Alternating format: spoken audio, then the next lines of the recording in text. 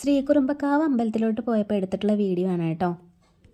ഉത്സവത്തിൻ്റെ അന്ന് രാവിലെ എന്തായാലും അമ്പലത്തിൽ പോയി തൊഴാൻ പറ്റും എന്നുള്ള പ്രതീക്ഷയൊന്നും ഉണ്ടായിരുന്നില്ല കേട്ടോ. പിന്നെ പെട്ടെന്നാണ് പോവാമെന്നുള്ളൊരു തീരുമാനം ഉണ്ടായത്. അങ്ങനെ ഞങ്ങൾ പോയി കേട്ടോ. വലിയ തിരക്കൊന്നും ഉണ്ടായിരുന്നില്ല ആ സമയത്ത്.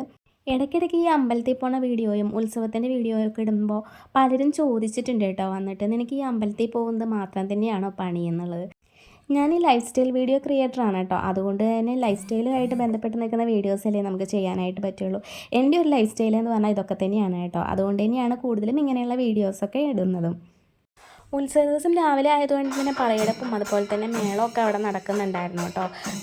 അന്നത്തെ ദിവസം ഭാരതബന്ധു കൂടിയായിരുന്നു കേട്ടോ. പക്ഷേ എന്നിരുന്നാൽ പോലും അതൊന്നും അങ്ങനെ വലിയ കാര്യമായിട്ട് ബാധിച്ചിട്ടില്ല. കാരണം അത്യാവശ്യം ജനങ്ങളൊക്കെ തന്നെ അമ്പലത്തിൽ വന്നു പോകുന്നുണ്ടായിരുന്നു കേട്ടോ.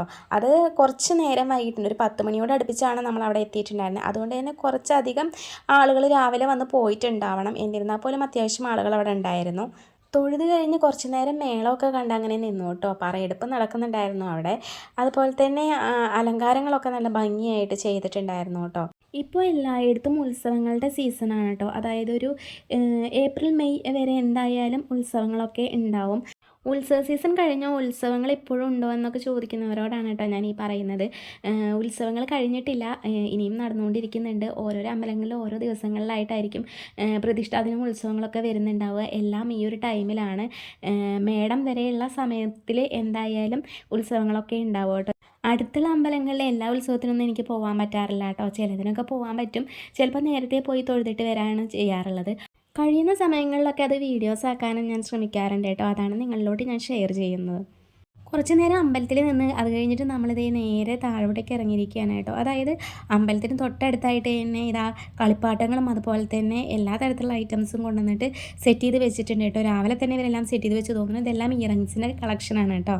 മൊത്തത്തിലൊന്ന് ചുറ്റി നടന്ന് കണ്ടു കേട്ടോ. അതിനുശേഷം പിന്നെ നമ്മൾ തിരിച്ച് വീട്ടിലോട്ട് പോവാണ്. അപ്പോഴേക്കും ഏതാണ്ട് ഉച്ചയാവാനായിട്ടുണ്ടായിരുന്നു കേട്ടോ. അത് കഴിഞ്ഞിട്ട് ഇനി ബാക്കിയുള്ളത് വൈകുന്നേരത്തെ വിശേഷങ്ങളാണ് കേട്ടോ.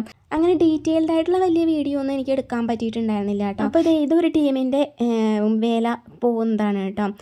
അപ്പോൾ മെയിനായിട്ടുള്ള ഒരു അട്രാക്ഷൻ എന്ന് പറയുന്നത് ഇപ്പോഴത്തെ ഉത്സവത്തിലെ ആൺകുട്ടികളുടെ കൂടെ തന്നെ ഒപ്പം പെൺകുട്ടികളും എന്താ പറയുക അകമ്പടിയായിട്ട് നിൽക്കുന്നുണ്ട് എന്നുള്ളത് തന്നെയാണ് കേട്ടോ. പണ്ടത്തേതിൽ നിന്നും ഒരു വ്യത്യാസം അതാണ്. ചില്ലായിട്ട് തന്നെ പെൺകുട്ടികൾ അതിൻ്റെ ഒപ്പം നടക്കുന്നുണ്ട്. അതൊരു രസമുള്ള കാഴ്ചയാണ് കേട്ടോ. ഇത് രാത്രി അമ്പലത്തിലോട്ട് പോയപ്പോൾ എടുത്തിട്ടുള്ളതാണ് കേട്ടോ. ആലപ്പൂരാണ്.